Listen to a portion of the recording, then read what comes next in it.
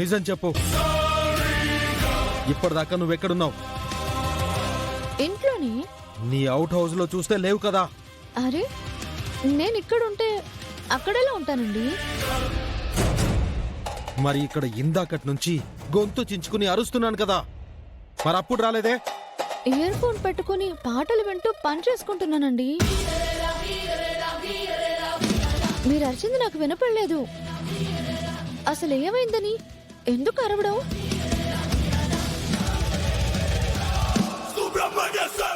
చెప్పు గుణ, నువ్వు వేసిన నిందని నా నోటితో కూడా చెప్పలేకపోతున్నాను. సార్, నాది నింద కాదు సార్. రాత్రి ప్రేమ్ కార్లో చామంతి ఉండడం నేను చూశాను. రాయ్, ఏంట్రా బాగుతున్నావు? చామంతి నా కార్లో ఉండడం ఏంటి?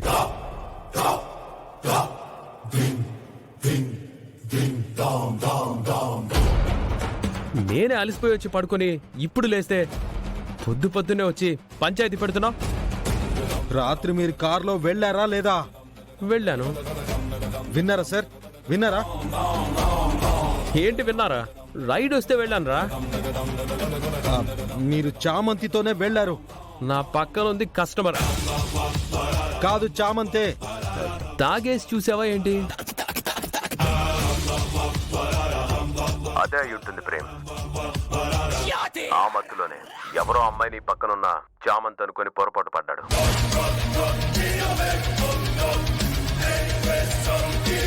గుణ, నువ్వు డ్రింక్ చేస్తావా? మీకు మందు అలవాటు ఉందా? దానివల్ల ఎన్ని కాపురాలు నాశనమైపోతున్నాయో తెలుసా? ఇప్పుడు కూడా పొరపాటు పడి వచ్చి రచ్చ చేస్తుంది ఆ తాగుడు వల్లే కదా. ఇదా ఇదా గుణ నేను కోరుకుంది?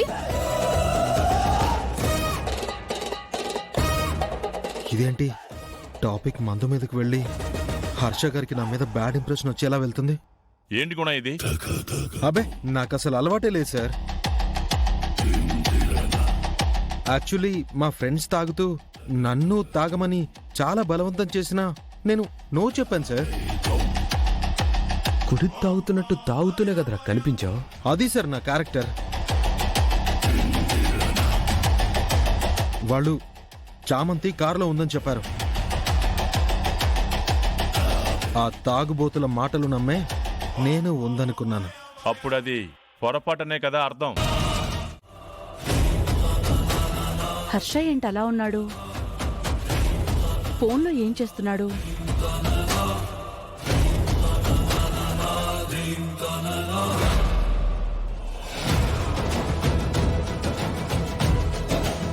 ఏమై ఉంటుంది?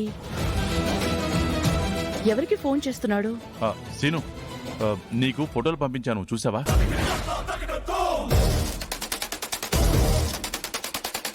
ఫోటోలా? ఎవరికి?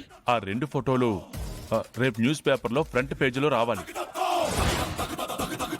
ఫ్రంట్ పేజ్లో రావాలా? కొంపతీసి చంద్రికది ఈయనది ఫోటోలు వేసి చంద్రిక కూడా నా భార్యేనని ఊళ్ళో అందరికీ తెలియాలి అనుకుంటున్నాడా? వాళ్ళది రేపు మొదటి వర్ధంతి శ్రీను. రాజావారు రాణివారు ఇద్దరూ ఒకే రోజు స్వర్గస్థులయ్యారు. వాళ్ళది వేస్తున్నావా? తెలుసు కదా.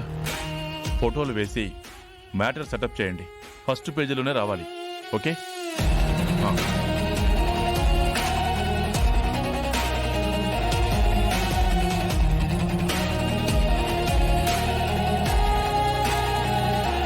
బాధపడకు హర్ష. అప్పుడే వాళ్ళు చనిపోయి 1 year అయిపోయిందా? ఆ దుర్ఘటన జరగకుండా ఉండుంటే ఎంతో బాగుండేది. నాతో పాటు ఎంతో మంది అభివృద్ధికి కారణమైన మనుషులు అంత అర్ధాంతరంగా తను చాలిస్తారనుకోలేదు. అంత మంచి వాళ్ళని ఆ దేవుడు త్వరగా తీసుకువెళ్ళిపోతాడు హర్ష. వాళ్ళు కారణ జన్ములుగా మిగిలిపోతారు. పేపర్లో వేయించి నీ సంతాపాన్ని తెలియజేస్తున్నావుగా. వాళ్ళెక్కడున్నా. అత్తయ్య, ఏం జరుగుతోంది? దేని గురించి అడుగుతుంది? వినేసారా ఏంటి? నిన్నే రోజా? దాంతో ఏం మంతనాలు జరుపుతున్నావు? అయితే వినలేదా? ఏం లేదు అత్తయ్య. ఏం లేకుండా ఈ టైంలో ఇక్కడ మీటింగ్ ఎందుకు పెడతారు? చెయ్యను అంటున్నావు ఏంటది? ఆమెకొక్కటే వినిందా? నిన్నే. అదే అత్తయ్య, రేపు మా తాతయ్య అమ్మమ్మల సంవత్సరికం ఉంది. చామంతికి ఆ పనులు అప్పు చెప్తున్నాను. గ్రాండ్ గా చేయాలి, సింపుల్ గా చేయను అంటున్నాను. అదే మీరు విన్నట్టున్నారు.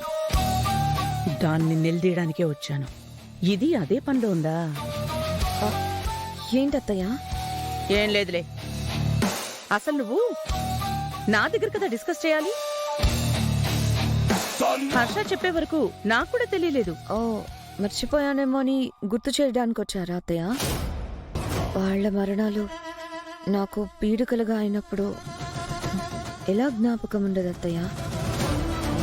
నేను చెప్తే కానీ తెలియని దానివి ఇప్పుడు ఇలా వాడుకుంటున్నావా? నువ్వు మామూలు కిలాడివి కాదే. అవునత్తయ్య, ఈ జీవితంలో వాళ్ళకు జరిగిన మంచి చెడుల విషయాలు ఏవి మర్చిపోవడం అంటూ జరగదు.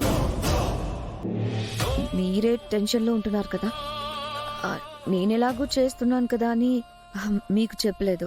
అంతే అత్తయ్య, ఏమనుకోకండి. రేపు నా వాళ్ళ సంవత్సరికం బాగా చేద్దాం అత్తయ్య. సరే.